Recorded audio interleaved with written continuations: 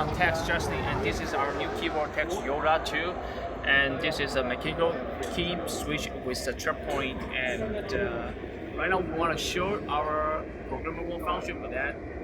First, you can see that website. This is the website. So you choose your layout first. And this is inside ISO layout. You can choose the DIY. Maybe you want to separate the keycap over here. Any keycap you can choose in here.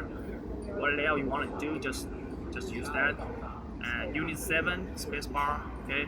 So mine is a USI. Okay, go to here. Okay, if I want to change this key to A, and then another one should be the B.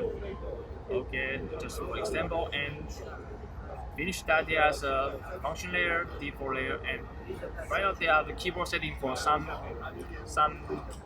people want to use that for the keyboard bounce time, LOD, and trap point sensitivity. And when you finish that, just use very easy for download here, and make a file name.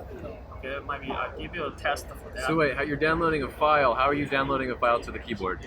It's very easy. Let me finish that. Okay, you can see that here's a dip switch for this. Here, we change that dip switch from original will be keyboard, and we change the dip switch that will be to mesh storage, USB mesh storage. That will be very easy. You're connected via cable, so you get a drive letter. The keyboard itself actually has a drive letter. Yes, so storage you have the drive letter.